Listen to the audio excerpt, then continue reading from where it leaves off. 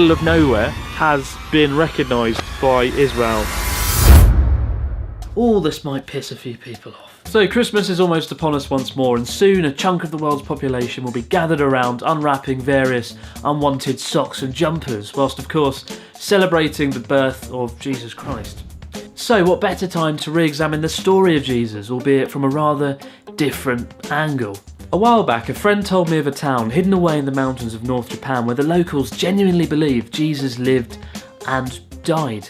Now, the idea that Jesus came to Japan is a little bit difficult to believe, let alone that he lived and died in this rural town in the north. So naturally, I thought my friend was making fun of me, and I told him to get out of my kitchen. But then a few days later, I came across some photos of the town featuring the tomb of Christ, something that resembled a church, and a photo of the local townsfolk dancing around a cross.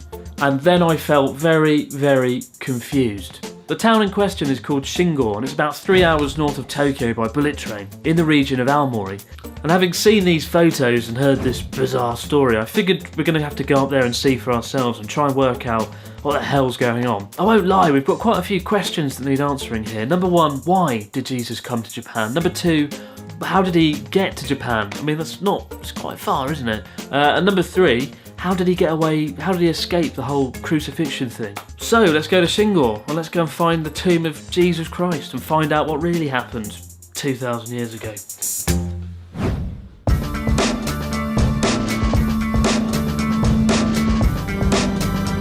So we're near the town of Shingo now, in Aomori. To call this place isolated would not be an understatement, it's pretty remote. To be able to live out here in the winter months when there's absolutely tons of snow, to be honest, you'd need to believe in Jesus Christ to get through it. But what actual evidence is there that this is real?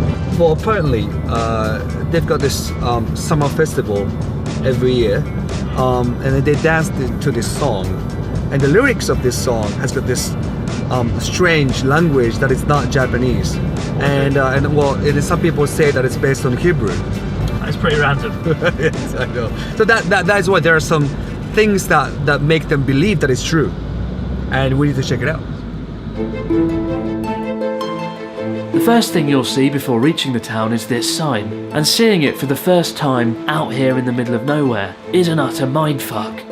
That is pretty surreal. There's just a sign there in the middle of nowhere, just saying Tomb of Christ. Oh my god. So we're at the village, and there's a big map welcoming us here. It says home of historical romance and Jesus Christ. I like the way the historical romance is more significant than Jesus Christ. They put that first. And there's a map. Apparently the burial mound of Jesus Christ is up on that hill over there. And there's quite a few strange and intriguing things around here. Number one, Tomb of Christ, but number four, Skunk Cabbage Group birthplace. I don't know what that is, but that sounds equally as exciting. But I guess let's go up the hill and have a look. Christ's grave. So this is the story of what actually happened, presumably the real story of what happened to Jesus Christ. It says, when Jesus Christ was 21 years old, he came to Japan and pursued knowledge of divinity for 12 years. It doesn't really talk about how he got here, we just assume it wasn't too difficult. He then went back to Judea, aged 33, and engaged in his mission.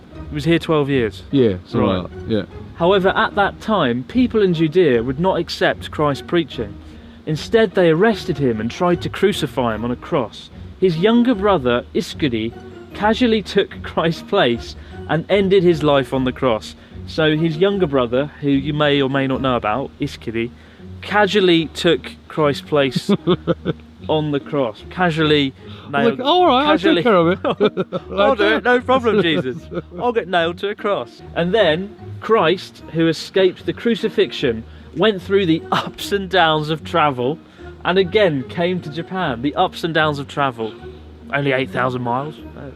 It doesn't. I like the way. It's, when he returned, there were ups and downs, but when he came here when he was 21, no problem at all, simple. But yeah, he came back and then he settled right here in what is now called Herai village, and died at the age of 106. It's Jesus, I suppose he could.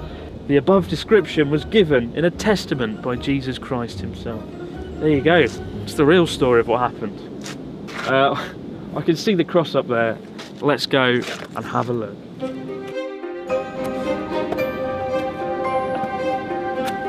Oh wow.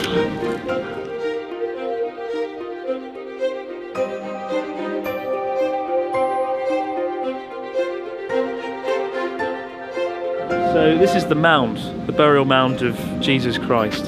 Died aged 106 after the ups and downs of a long journey from Jerusalem to Japan.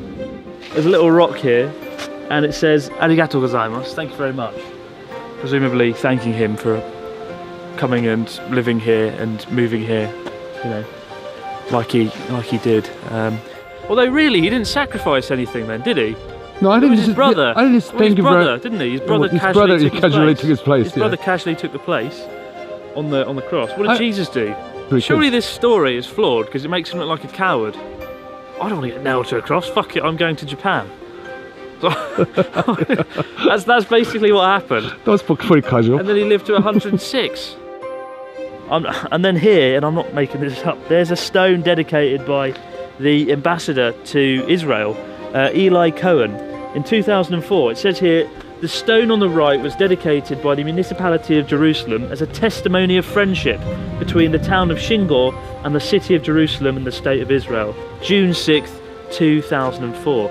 And then there's some Hebrew that I cannot read. If anybody watching this knows Hebrew, please translate that for us. But I mean that's pretty impressive that this little village in the middle of nowhere has been recognised by Israel. And what we've got behind you? And then over here we've got the mound of Iskiri, Jesus' younger brother, who of course made the ultimate sacrifice casually by getting nailed to a cross. But what I find both disturbing and upsetting is whilst Jesus has a little thank you saying "Arigatou gozaimasu" beneath his cross, Iskiri, who got nailed to a fucking cross, got nothing. There's no thank you for him. What's going on? This story just doesn't make sense. It's true that Jesus may have died here, but it's slightly more likely that the tombs actually hold the bodies of 16th century missionaries. During the 1500s, Christian evangelists were common throughout Japan, until 1614 when Christianity was banned by the shogun, and those who refused to denounce their beliefs were tortured, beheaded, or burned at the stake to set an example. This led to Christianity going underground in Japan for more than 200 years, with the religion surviving only in scattered communities throughout the country until the Meiji Restoration, when freedom of religion was allowed once again. And today, around 1% of Japan's population still identifies as Christian. But given Shingor's isolation, this may explain why the town has held this connection with Christianity after hundreds of years. I'd like to think Jesus died here. I really would. Because just out here in the middle of the rural mountains of Japan, something quite romantic about it.